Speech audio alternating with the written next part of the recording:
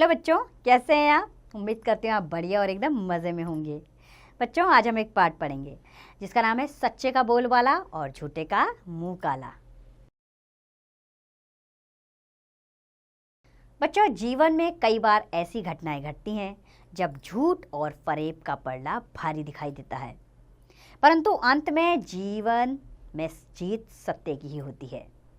इस कहानी से यही बात चरितार्थ होती है कि सच्चे का बोल वाला और झूठे का मुंह काला। तो आइए, ये कैसे पता चलता है, इस पाठ के जरिए जानते हैं हम। पुराने जमाने में एक मंद बुद्धि राजा था, जिसका नाई उसका मुंह लगा था। नाई धूर्त भी परले सिर का था। वह जिस कर्मचारी या दरबारी से खार खाकर बैठ जाता, उसका पटिया ही गुल कर देता था। बड़े बड़े दरबारी तक उससे भय खाते और चिकनी चुपड़ी बातें बनाकर उसे नाराज होने का मौका नहीं देते। एक बार एक मंत्री ने उसकी किसी हरकत से नाराज होकर उसे झाड़ पिला दी। नाई था तो धूर्त थी, उसने मंत्री को ही मजा चखाने की ठान ली। नाई ने किसी लोभी पंडित की हथेली गरम करके राजा को बरगलाने के लिए तैयार कर लिया। एक दिन पंडित पोथी पत्रा बगल में दबाकर राज दरबार में गया। राजा तो मंदबुद्धि था ही, जो नाई की उंगलियों पर नाचता था। पंडित जी उसे चुटकियों में बहका सकते थे। पंडित को आदर सम्मान देकर बैठाया गया। राजा ने अपनी ग्रह दशा जानने के लिए पंडित जी से अनुरोध किया, तो पंडित जी ने बनावटी जोड़ घटाव करके बताया, महाराज, आपका भविष्य बहुत उज्जवल है, परंतु एक समस्या है। राजा ने चिंतित होकर पूछा, महाराज, वह क्या कठिनाई है और उसका उपाय क्या है?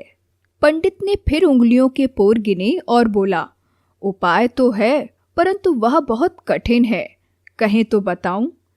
सिखाया पढ़ाया हुआ पंडित कहाँ चूकने वाला था। उसकी जेब तो पहले से ही गर्म हो चुकी थी। ऊपर से राजा से भी दक्षिणा की रकम मोटी ही मिलनी थी। उसने चिंता का नाटक करते हुए उपाय बताया, राजन, आपके माता पिता को स्वर्ग में सभी सुख सुविधा प्राप्त है, पर एक दुख उन्हें सताता रहता है कि उनका कोई सलाहकार स्वर्ग में नहीं है। किसी ऐसे व्यक्ति को उनके पास भिजवाया जाए जो यहाँ उनका विश्वस्त सलाहकार और रोचक बातें करने वाला व्यक्ति रहा हो। पंडित तो तीर निशाने पर मारकर चलता बना, पर राजा को दुविधा में छोड़ गया। राजा रात भर सोचता रहा कि ऐसा व्यक्ति कौन हो सकता है।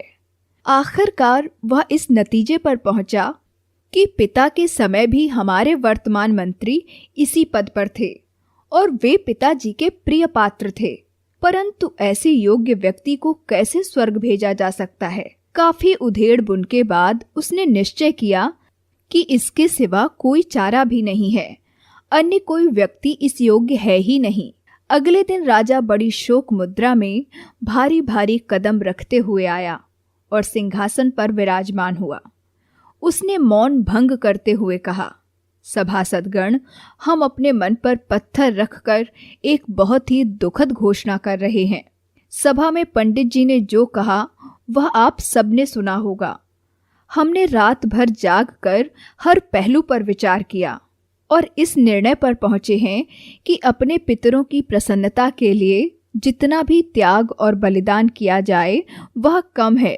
हमारा यह विचार है कि मौत तो देर सवेर सबको आती ही है। हम जिस व्यक्ति को पिताजी के पास भेजना चाहते हैं वह हमें सबसे प्रिय है। वह व्यक्ति सबसे योग्य भी है, पर खून का घूंट पीकर भी हम उन्हीं को स्वर्ग भेजना चाहते हैं। हमारे सामने पहाड़ जैसी समस्या है। राजा संभल कर बोला, ना चाहते हुए भी हमने अपने प्रिय प्रधानमंत्री को स्वर्ग भेजने का निश्चय किया है। सभासद सन्न रह गए। मंत्री को काटो तो खून नहीं, पर नाई का हृदय बल्लियों उछल रहा था। उसकी तो मन चाही मुराद पूरी हो गई। सभासदों के सिर झुक गए, सबकी वाणी को काट मार गया। राजा फैसला सुनाकर तुरंत उठकर चला गया। राजा की सभा समाप्त हो गई और सारे दरबारी बिना किसी से कुछ बोले सिर झुकाकर चले गए। मंत्री के तो पैर ही जवाब दे गए। उसने अंदाजा लगा लिया कि हो न हो यह दुष्ट नाई का कारनामा है। हाँफता कांपता वह अपने घर पहुंचा और जाकर सीधा औंधे मुंह पलंग पर लेट गया। कुछ देर बाद मंत्री कमरे से बाहर आया और पत्नी से कहा, मौत मेरे सिर पर मंडरा रही है।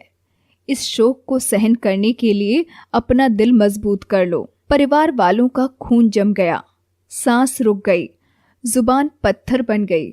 हे राम, यह क्या कहर टूट पड़ा। इनसे क्या अपराध हो गया है? इतनी बड़ी सजा क्यों दी जा रही है? सवालों की आंधी ने उनके मन को झकझोर दिया। हिम्मत जुटाकर प्रधानमंत्री की पुत्री ने पूछा, पिताजी, हुआ क्या है जो इतना बड़ा पहाड़ हम पर टूट पड़ा? राजा का फैसला सुनाकर मंत्री ने आशंका जताई कि यह राजा के धूर्त नाई की साजिश लगती है। थोड़ी देर शांति रही। फिर मंत्री की पुत्री ने कुछ सोचकर कहा, सब ठीक हो जाएगा। आप राजा से 1 महीने का समय मांग लें। राजा ने समय देकर दिन नियत कर दिया। वह दिन आने पर मंत्री का अंतिम संस्कार कर दिया गया। कोई 2 महीने बाद अचानक प्रधानमंत्री राज दरबार में प्रकट हो गए। वस्त्र तो उनके राजसी थे, पर दाढ़ी, मूछें और सिर के बाल बहुत बढ़े हुए थे। राजा ने अपने माता पिता का कुशल क्षेम पूछ लिया। प्रधानमंत्री ने नाई की तरफ भेद भरी दृष्टि से देखा। इन 2 महीनों में उसे नाई और पंडित की पूरी साजिश का पता चल गया था। मंत्री ने गंभीर स्वर में कहा, राजन, आपके पिता बहुत दुखी हैं। यही बताने के लिए उन्होंने मुझे यहाँ भेजा है। यह कहकर वह रुक गया। राजा अधीर हो उठा और जिज्ञासा की, बताइए मंत्रीवर, उन्हें क्या दुख है? क्या मैं उसे दूर कर सकता हूँ? अब मंत्री की पलटवार की बारी थी। उसने उदासी का ढोंग रचते हुए कहा, महाराज, स्वर्ग में नाई नहीं होते। आप देख रहे हैं मेरे बाल कितने बढ़े हुए हैं। उनका हाल तो इससे भी बुरा है। उनको नाई की जरूरत है। राजा तपाक से बोला, तो क्या हुआ, एक नाई भेज देंगे। मंत्री को राजा के मुंह लगे नाई को करनी का फल चखाना था। उसे नाई की हरकत का पता चल ही चुका था। नाई की कलई उसके सामने खुल चुकी थी। हुआ यह था कि 1 महीने की मोहलत लेकर मंत्री ने अपने घर से शमशान घाट तक एक सुरंग खुदवा ली थी। चिता के ऊपर एक ऐसा द्वार बना लिया था जिससे निकलकर वह सीधे अपने घर जा सकता था। द्वार नीचे की तरफ खुलता था। ऊपर से वह सामान्य चिता लगती थी। उस पर लकड़ियां रखी गईं तो किसी को पता ही नहीं चला कि मुर्दा रूपी मंत्री खिसक चुका है। उसके घर पहुंचने पर मंत्री की पुत्री ने पंडित के पास किसी परिवारजन को भेजा और उसे भारी रकम देकर नाई की चाल पता कर ली थी। जब राजा ने किसी नाई को भेजने की बात की तो मंत्री ने जान लिया कि चालाक नाई बच सकता है। इसलिए उसने राजा से प्रार्थना की कि इसका निर्णय कल पर छोड़ दीजिए और कल पंडित जी को भी सभा में बुला लीजिए। नाई घुटा हुआ बदमाश था। समझ गया कि अब कल को मेरी खैर नहीं। सभा समाप्त होने पर जब मंत्री घर गया तो उसने नगर कोतवाल को बुलाकर कहा, राजा के खास नाई के घर पर पहरा बैठा दिया जाए। पहरेदार खुफिया तौर पर नाई पर नजर रखे और घर से भागे तो पकड़ ले। आधी रात के बाद नाई कीमती सामान लेकर सपरिवार घर से खिसकने लगा तो सैनिकों ने उसे दबोच लिया। सवेरा होने पर कोतवाल ने नाई को सभा में पेश कर दिया। तभी पंडित जी भी आ गए। राजा ने कोतवाल से पूछा, नाई को क्यों लाए हो? इसे भेजने का फैसला तो हमने नहीं किया था। नाई के चेहरे पर हवाइयां उड़ रही थीं, पर उसे थोड़ी तसल्ली हुई। कोतवाल कोई जवाब देता इससे पहले ही मंत्री बोला, इसका उत्तर पंडित जी देंगे। राजा ने प्रश्न सूचक दृष्टि पंडित जी पर डाली। पंडित जी कांपते हुए हाथ जोड़कर बोले, अन्नदाता, ये नाई बड़ा धूर्त है। इसने बड़ा अनर्थ किया है और इसके पाप का मैं भी भागीदार हूँ। मेरी मति मारी गई थी। महाराज मारें या छोड़ें, आपके पिताजी को स्वर्ग में क्या दुख है? यह इसी पापी नाई द्वारा दिए गए लोभ और धन के कारण ही मैंने झूठ बताया कि स्वर्ग में आपके पिता महाराज को मंत्री की जरूरत है। पंडित जी की बात सुनकर राजा आसन से खड़ा हो गया। क्रोध से थर थर कांपते हुए उसने कहा, हमें शासक रहने का कोई अधिकार नहीं है। 2 कौड़ी के इस इंसान ने हमें उल्लू बना दिया, हमसे ऐसा अनर्थ करा दिया जिसका कोई प्रायश्चित नहीं है। इस नाई का मुंह काला करके इसके गले में जूतों का हार डालकर गधे पर बैठाकर नगर भर में घुमाया जाए, बाद में इसे फांसी दे दी जाए। फिर पंडित की तरफ आंखें तरेर कर देखते हुए राजा ने कहा, विप्र को फांसी की सजा मिलनी चाहिए, पर ऐसा विधान नहीं है। इसको तो शास्त्र के अनुसार सख्त से सख्त सजा यही दी जा सकती है कि इसे देश निकाला दे दिया जाए। यही हमारा फैसला है। आदेश का तुरंत पालन हो। यह कहकर राजा सिंहासन से नीचे उतरा और मंत्री के पास जाकर खड़ा हो गया। राजा बोला, जो अपराध हमने आपके साथ किया है उसके लिए हम दंड के भागीदार हैं। आप हमें प्रधानमंत्री के नाते सजा सुनाएं। मंत्री झुककर बोला, महाराज, आपका कोई दोष नहीं था।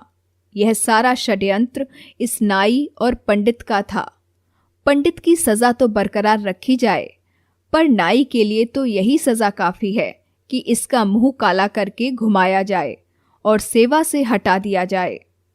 मंत्री का फैसला सुनकर सभासदों ने राजा और मंत्री की जय जयकार की। राजा के न्याय और मंत्री की उदारता की सभी ने प्रशंसा की। लोगों ने एक स्वर में कहा, सच्चे का बोल बाला, झूठे का मुंह काला। इसी के साथ यह कहावत भी जुड़ गई।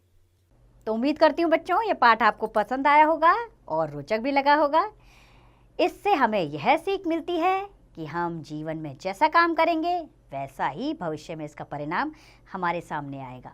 इसलिए तो कहते हैं झूठे का मुंह काला और सच्चे का बोल बाला, यानी कि जैसा काम करोगे वैसा ही फल पाओगे। अब इस पाठ का अभ्यास कार्य आप स्वयं कीजिए।